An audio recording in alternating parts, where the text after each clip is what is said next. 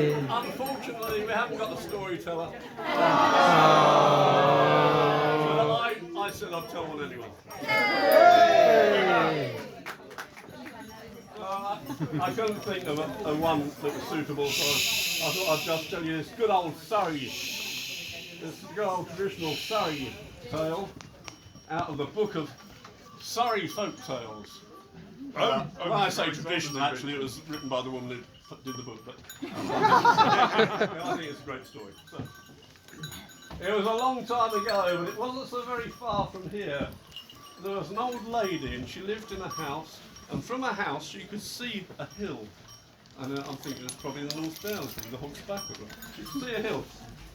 And she'd never been up that hill. I don't know why, it's just one of those things. And on this particular day, she came out of her door with a sack over her shoulder. And if she turned and shut that door, if you'd been there, you would have seen something moving in that sack.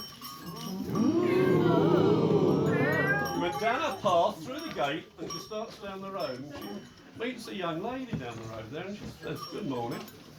And the young lady said, "Good morning back."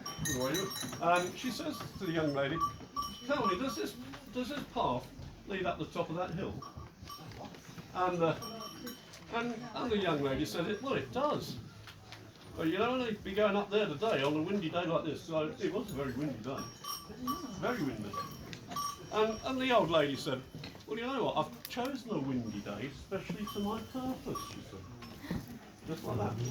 "I've chosen a windy day especially to my purpose."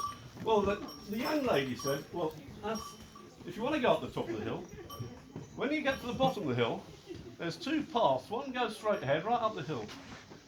Well, the one on the right, that's a zigzag path. It winds up the hill. It's a lot easier, especially with that sack over your back." And she said, "Well, thank you very much." And off she goes down the path. She gets to the bottom of that hill. And just like the girl said, there was a path on the right, there was a path straight up. She takes the path on the right, off she goes.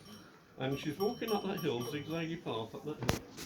And every time you get to a turn in that path, if you'd been there, you would have seen something moving in that sack.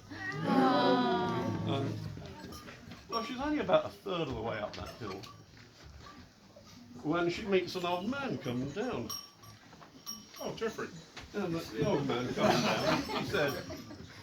He said, "You going up the top of the hill?" "It's windy up there," he said, with an adjective on the front. He said, "It's windy up there." And she said, "Well, I've chosen a windy day especially to my purpose." Just like that, she said. And he said, "Well, it looks like you've got a heavy load there. I'll tell you what," he said, "let me cut you a stick from the side." And he goes over the bush on the side there, gets his knife out, and he cuts off a stick. And she said, "Thank you very much." She leans on that stick, stuck over her shoulder, and she carries him up the hill. Well, she got about 2/3 of the way up that hill. And a young man comes from behind.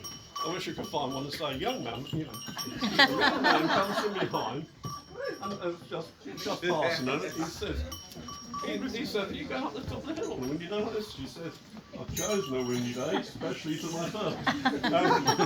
And he said, "Well, that sack looks pretty heavy. I'm going up there." And he said, "Shall I carry the sack for you?"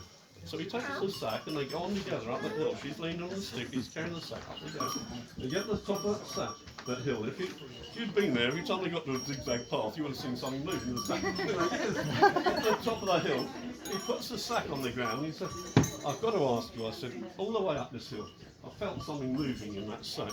He said, "I've got to know what it is." Well, she said, "Why don't you have a look?" So he opens the top of the sack and he looks in that sack and whoof, there's 3 little pigs. Oh.